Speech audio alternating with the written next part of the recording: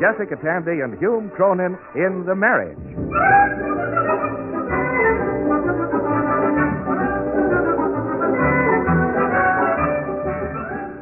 The sponsors of this program offer no endorsement of the opinions, philosophies, stubbornness, or confusion of the persons represented therein.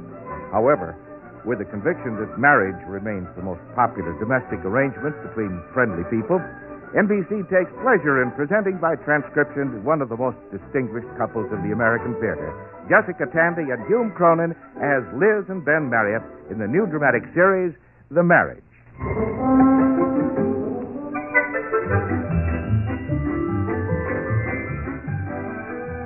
The law firm I work for isn't particularly colorful. We have no lean, rural philosopher peeling apples into his plug hat with his feet on the desk. We have no hard-drinking, superbly muscled young man who solves murders one jump ahead of the police. Connolly, the senior partner, is fat, 57, and an expert in corporation tax law. Hochberg, the junior, is an excellent violinist and only went into law because his father-in-law convinced him that a musician couldn't make much of a living. But the other day, an unusual case did come into the office, and I was assigned. I was still thinking about it at home that night as Liz and I lingered over the coffee. Ben, aren't you feeling well? Huh? You've been sitting there with a vacant stare all through dinner. I haven't. Then why did you just pour French dressing in your coffee? Did I? Yeah. I'll get you another cup. Is there something wrong? No, nothing wrong. You just like French dressing in your coffee. I was thinking. Oh. Liz, we could use a larger apartment, couldn't we? With an extra room as a study? Well, I suppose so. Now, don't go counting on it, Liz. I mean, you can't build up a lot of hopes on a wild promise. I'm not building anything on anything. What are you talking about? Well, we have a new client. Jake Haggister. Oh? Don't you get the picture? Is there a picture? Liz, Haggister is big business. He's got a tremendous corporate structure. Has he tried dieting? Liz, it's our big chance. If I handle this case successfully, we might get the business into the firm. Or Haggister might even like my work well enough to... I can't think about that. You can't? You've got your hand on the French dressing again. Maybe I better drink it black. Ben, what is this case? Well, I'm not supposed to discuss it. Oh, all right. But it's very interesting. Oh, if you can't tell me, it's all right. I suppose I could give you an outline. Oh, Ben, I don't want you violating professional practice on my account. Can't I just give you a hint? Oh, no. A little hint? Ben, there is such a thing as the canon of ethics. Oh, yes. Liz, this coffee's stone cold. Darling, you're drinking the cream.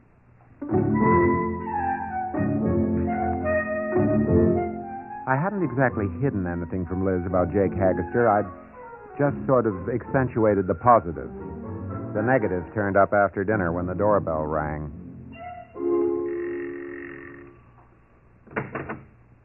Yes?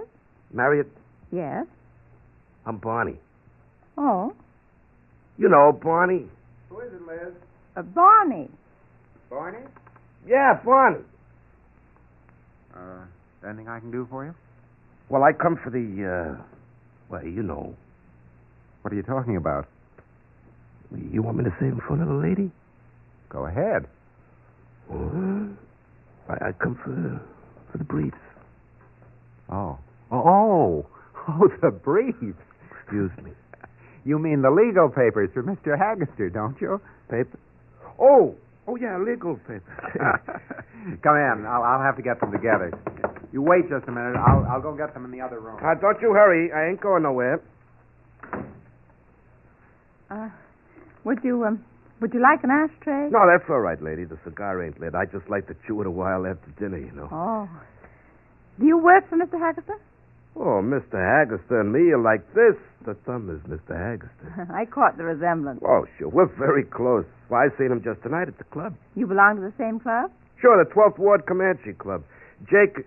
You don't mind if I call Mr. Haggister Jake, huh? Oh, no. I think it's delightfully informal of you. Yeah. It always pays to do Jake Haggister a favor. He's a very great man. He's a prince. He's a real prince. You think well of him. Oh, lady, you could look all over the West Side. You wouldn't find a prince like Jake Haggerster. Why, if you're a friend of his, it's the red carpet. A hack license, bail bond, a rap squad. Well, all the things you'd want a friend to do for you.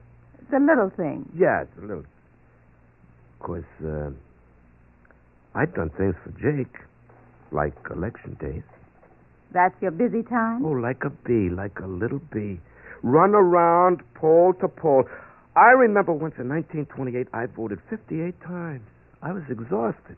Voting, was that tiring? What do you think? It's easy bending over, copying names off all them gravestones? You know, a funny thing happened that year? I run across my old man's stone. Did you vote for him? Well, certainly not. I got too much respect. Mr. Haggerster is in politics. Does he hold office? Well, not since LaGuardia. What seems to be his trouble now? I mean, this trial. Which one, lady? Oh, is there more than one? Lady, Mr. Haggerster is in court so often, one of the bailiffs thought he was the judge. This case that Mr. Marriott has handled. Oh, that's nothing. Don't you believe a word of it. Well, I haven't heard a word of it. Oh, people are always jealous of a man like Mr. Haggerster. Well, the little people, you know. You can't believe what they say. Well, what do they say? Well, that story that he trucked out 5 loads of furniture from that building before the wreckers moved in, that isn't true. It isn't? Oh, no. Why, there wasn't more than one lousy truckload in the whole building. Oh. Yeah. And that rumor about the marble statue, what did they say he took it for his lawn? That's a lie. Is it? Oh, he wouldn't have that statue. Why, he made him take it back. Now, I've seen it. Shocking. Lady, would you believe that statue was in its, birthday suit? I'd love to see a marble statue in a birthday suit. Civic integrity, it was called. Can you imagine civic integrity, stark, mother naked, 14 foot tall? It's a fascinating thought. I got the papers here. They weren't in order. You'll take them right to Mr. Haggerster. Oh, sure thing. Tell him I've looked up the law. He was right about that statute. You're telling me it's a disgrace, 14 foot without a stitch. What was he talking about? Civic integrity.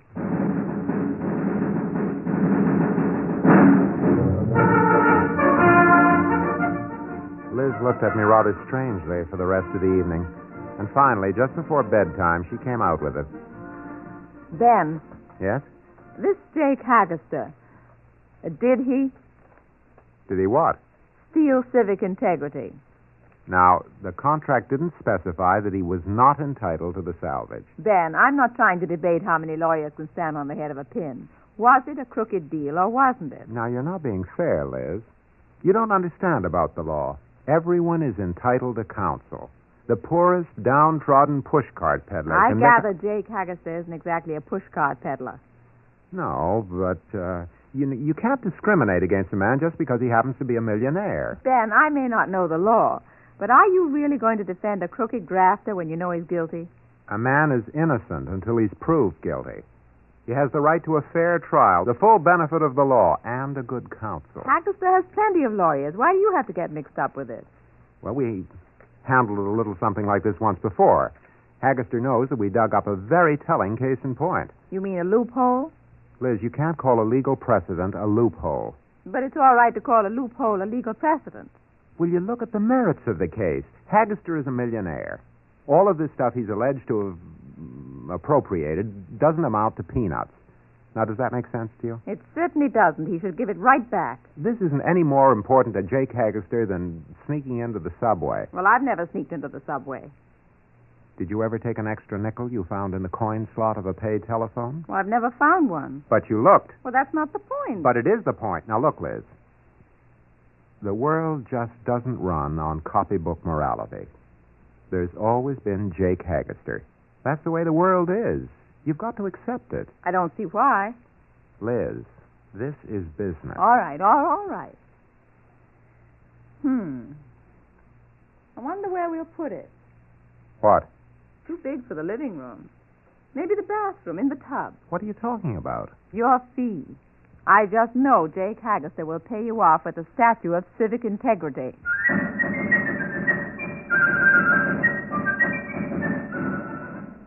The next evening, Emily came home waving a newspaper clipping triumphantly.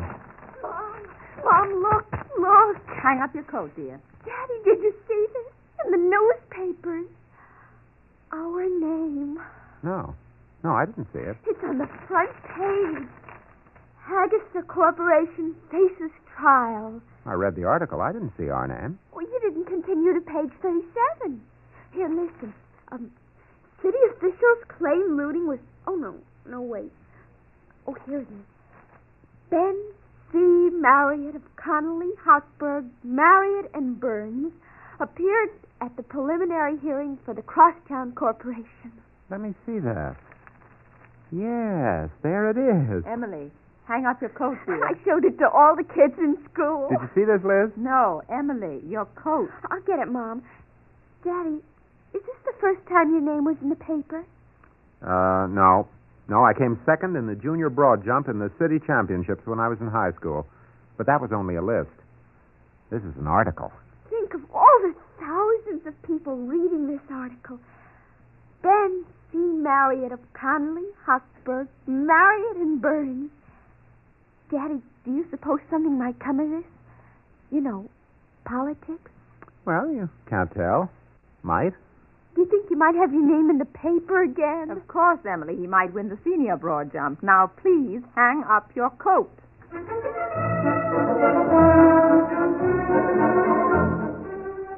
The case came up, mysteriously moved ahead on the court calendar. Liz stated she wanted to be there for part of the trial, just to get my point of view. Unfortunately, she got there a little late and had to wait outside in the corridor. Do you mind if I sit down? Suit yourself. It's not my bench. Got a match? I think so. You here? Thanks. Waiting for somebody? My husband. He's in there. Oh. His trial's over. They're just waiting for the verdict. That's the worst time, isn't it, dear? I suppose so. You get used to it. My Albert is in here on this side. Is he? What's yours up for? I beg your pardon? You know, if I told Albert once, I told him 50 times, don't take a bet from a stranger. But would he listen? No. My Albert is obliging. I don't think you understand. Sure I do, honey. I've been through it before, twice. Oh, but... Don't worry. Chances are he won't get more than a year if it's a first offense. But my husband hasn't done anything. Sure, honey. You keep right on believing that. Makes it easier when he's up there. But he isn't. I mean, that isn't it. I know. Listen, the first time for Albert, I was always making up stories. He's away for a rest cure. He's traveling. He's on a rubber plantation in the Amazon jungle. Now I don't care. I tell him the truth. Let him do me something. You think that's the best way? Sure. Look on it as a vacation for both of you. I never thought of it that way. Honey, after he's up there, maybe you'd like to go out together with me? A double date? I could fix you up. Oh, thanks, but I don't... Well, to each his own. If you'll excuse me, I'll find out how my husband is doing. Take my advice. Have him plead guilty and throw himself on the mercy of the court. I remember that. Bailiff. Yes, ma'am. I'm Mrs. Marriott. Oh, are you Councilor Marriott's wife? The judge is handing down the verdict now. Any idea what it'll be? All I can tell you is downstairs in the press room, they're giving 7-4 on Haggister with no takers. That's good. Well, the Yankees were only 6-5. Oh. How is Mr. Marriott doing? Well, now, ma'am, I've seen all the great lawyers. Fallon, Sam Leibowitz, William Travers Jerome. You mean you compare Ben with them? Yes, ma'am, I do. He ain't as good. Oh. I mean, he's young and he'll learn. He is doing a very fine performance. I was on the inside yesterday, and he was cross-examining the building inspector. Boy, it was a pleasure to see him go at it. Jab, jab, jab. Great footwork. Sounds spectacular. Very flashy. At him all the time. Then, when he had him on the ropes, he let him have it. 1, 2. A knockout? Well, technical KO. He got him, but he hasn't quite developed the heavy knockout punch that Leibowitz had. Ben was a middleweight in college. Well, that might account for it. It's all over. Who won? They'll be coming out in a minute. Well, congratulations, Mr. Haggerster. You bet, Henry. Here. Oh, thanks. It's all clear Havana. Thanks, Mr. Ben, Haggerster. Ben, where are you, boy? Right here, Mr. Haggerster. Here, you take a cigar. Take a handful. Thanks, I don't smoke them. Well, carry 'em around. Dress up your coat pocket. Hello, Ben. Liz, didn't you get inside? No, but I had a blow-by-blow account. Is this the missus? Ben, introduce me. Oh, Liz, this is Mr. Haggerster. How do you do, How do you ma'am? do? Have a... I almost offered you a cigar. Well, I might take it. Is it a good cigar? Mrs. Marriott, I want you to know you've got a bright husband. Very brilliant. Oh, I would have said cunning. Yeah. He sure pulled my chestnuts out of the fire. Ben, I want you and Mrs. Marriott to have dinner with me tonight. Oh, I don't know if we Just can the make three of us at my place. 8 o'clock. Well, Won't take no for an answer. Oh, excuse me. Commissioner, if I can see you for a minute, I want to talk to you. what do you mean cunning? Either that or shrewd. Very shrewd.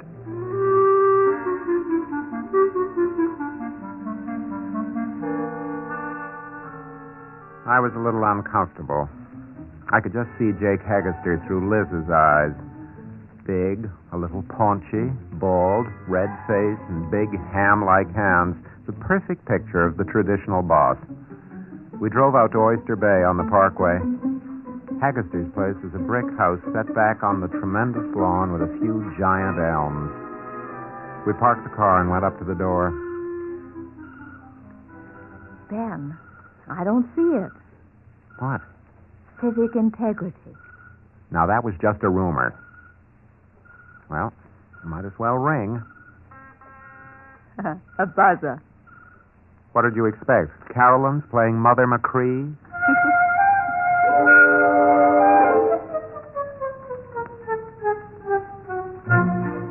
Jake opened the door, showed us in. We had drinks.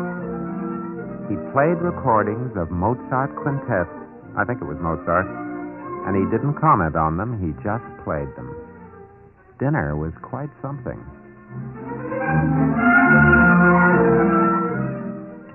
Was that meat all right, Mrs. Marriott? Oh, delicious. I don't think I've ever had it prepared this way. It's in the cutting.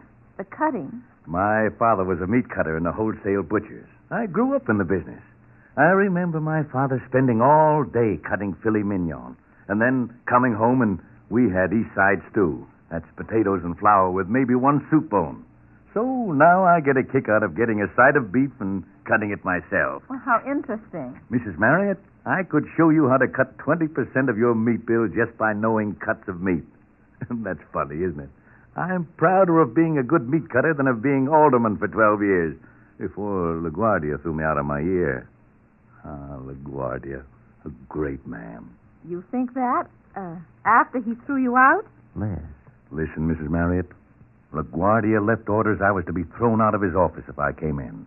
You've got to respect a man like that. I suppose so. I voted for him every time he ran. Rest his soul. Well, who's for more meat?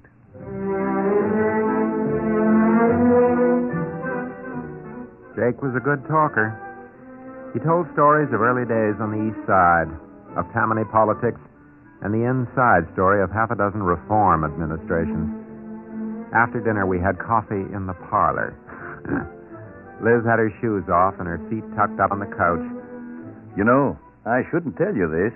I wanted it to be a surprise, but I just can't wait. What's that? Ben, I'm really grateful for the job you did. It calls for something a little more than the fee. Oh, no. Really, I So I figured I'd get a little something for you. Now, Jake, please, don't. Oh, it's too late. I had it delivered tonight while you're here. It's in front of your house. In front. I hope you won't mind. I want you to enjoy it. Ben told me you were having a little trouble with your car, so I got you a new one. A new car. It's only a 2-door sedan, that's all, really. That's all. Well, somebody said I should make it a convertible with wire wheels. I told him Ben is a good family man. He needs a good family car. Drive it in good health. But, Jake, this... I don't know what to say. Forget it. Listen, I've got a port wine I want you to try. I'll be right back. Liz, Ben. Oh, it's exciting. you want to take it? Well, you did a good job, didn't you? You earned it. I suppose so. You said yourself a thing like this doesn't mean anything to him. And it makes him so happy. He's like a big kid. Yeah, I suppose so. I think it's very sweet of him. He's very disarming, isn't he? In a way, he's really delightful. Well, here we are. Oh, you like this port. Ben, there's something else. You know, I have a pretty big business, a lot of contract work, damage suits, insurance claims. I need somebody to work for me exclusive. I like you and I trust you. We could make out a good business deal, arrange for offices in your name. You could probably clear easy $50,000. Ben. Well... Of course, you don't have to give me an answer now. Talk it over with Connolly, anybody else. I think I can give you an answer now, Mr. Haggister. Oh? I was assigned to this case by the firm. I did the best I could. You weren't guilty, not within the letter of the law, but I couldn't commit myself on a retainer, Mr. Haggister. Uh-huh. You see, when I won this case, I'll tell you the truth, I didn't know whether to be proud or ashamed. I wouldn't feel like taking any other cases, not unless I judged each one individually as it came up. I won't do your business, Mr. Haggister, not as I understand it. Uh-huh. Then I could give you individual cases. Straight, no wrinkles, no sharpshooting required. But I won't. I've been knocking around the city for a long time. I can recognize a man who has integrity. I can recognize it, but I can't afford it.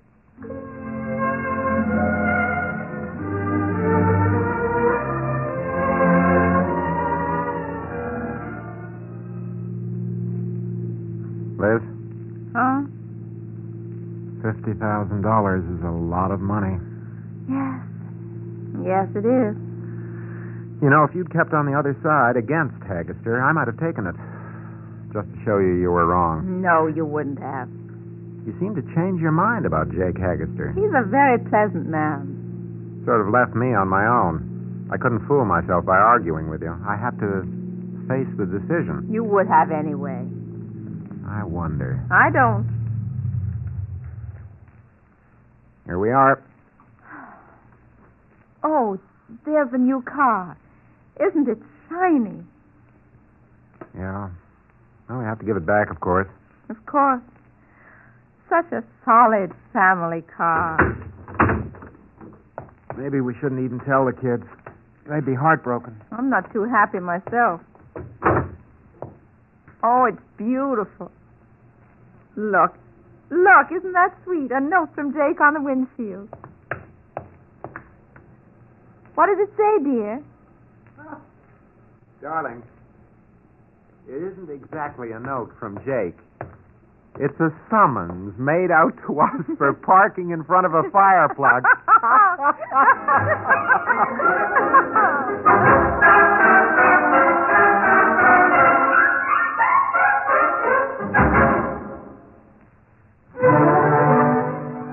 Ben and Liz Marriott will be back in just a moment. In the meantime, let us extend an invitation on behalf of our stars, Jessica Tandy and Hume Cronyn, as well as the National Broadcasting Company, to all of you to drop by next week at this time for another half-hour observation and transcription of The Marriage, written by Ernest Kinoy. Larry Haynes was heard as Barney, Ed Latimer as the bailiff, Anne was played by Ann Thomas, and Ed Begley played the part of Jake Haggister. The Marriage is an NBC radio production directed by Edward King. This is Bob Denton speaking. Liz. I've been thinking about that traffic ticket. Yeah? I could prove that I wasn't a bona fide owner. You see, under the motor vehicle law of 1937... Ben. Huh? Pay the $10. Oh. Uh-huh. Good night, Liz. Good night, darling.